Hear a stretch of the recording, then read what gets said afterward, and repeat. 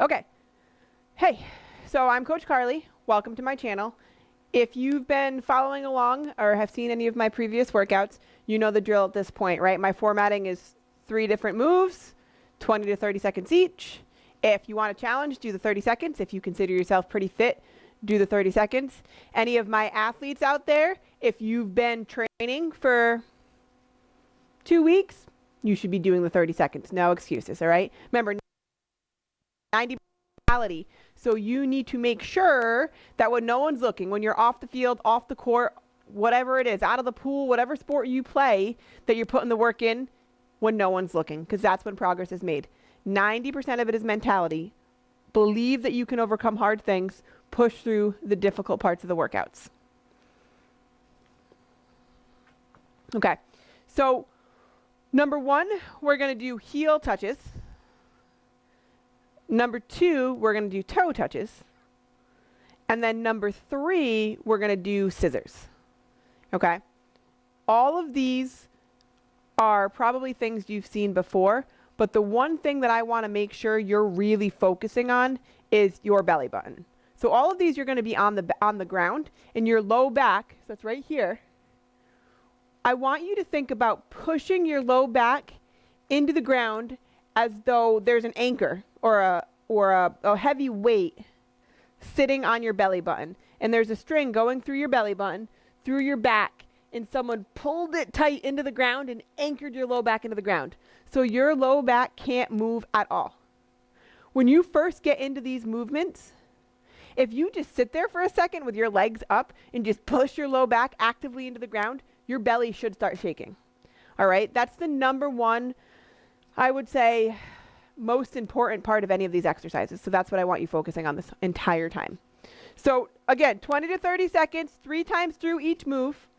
You can do it how you want, by the way. I should note, and I haven't really said this before, but you can do the first move 3 times in a row, second move 3 times in a row, third move 3 times in a row, or you can do first move, second move, third move, go through the rotation again, and go through the rotation again.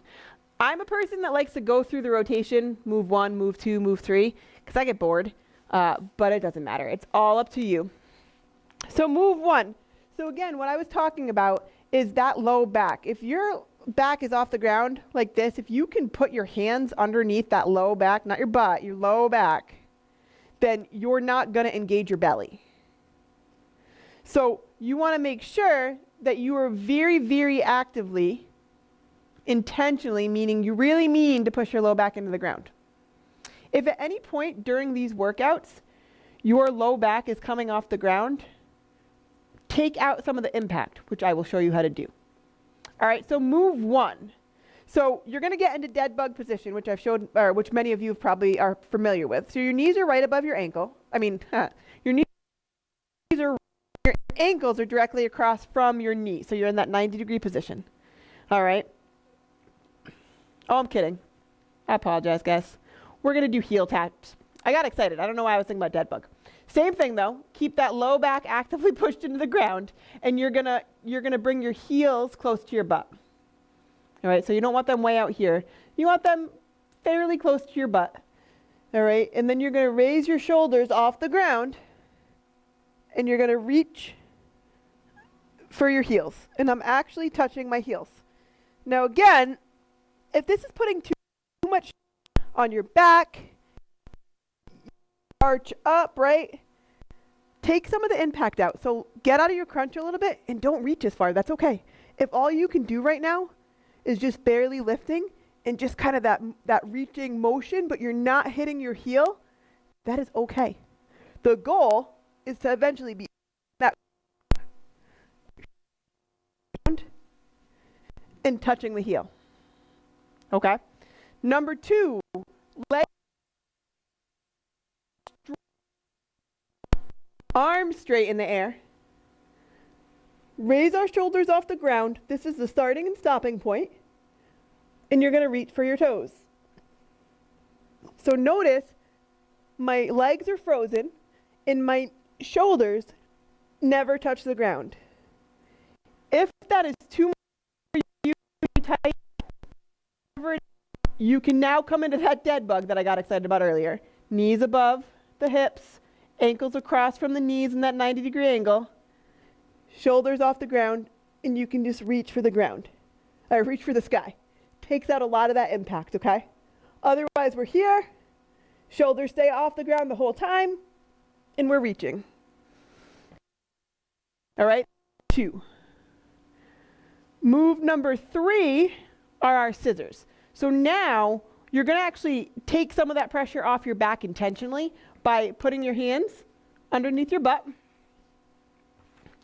All right, and I will show you first the hard move, but then we'll talk about how to take any pressure, additional pressure that you might feel off. All right, so here's where your ideal place is. You want to be close to the ground. Your chin is tucked, shoulders off the ground. You can already see me shaking. All right, and you're just making scissor movements. Okay, shoulders off the ground the whole time, chin tucked, legs are close to the ground. If that is way too difficult, you can start off higher, shoulders off the ground. If that is still difficult, you can rest your head on the ground. Because when your legs are extended like this, believe it or not, you are still engaging your core. Okay? So where you want to end up is in this scissor. Shoulders off the ground, legs cross to the ground, make it a nice, quick scissor. If you need to alleviate pressure, a higher scissor, still too much pressure, put your head on the ground. Okay? 30 seconds. 3 times through. All right, you got your heel reaches, you have your toe taps, and you have your scissors. Again, 90% of what we do is the process. It's the mentality. Put the work in when no one's looking so that you can increase your efficiency as an athlete. Be stronger, be faster, be able to run longer, all right, and decrease your risk of injury. If you're healthy, you're on the field more, which means you're performing higher, you're outworking everybody else, all right? 90% of what we do is up here. Work hard.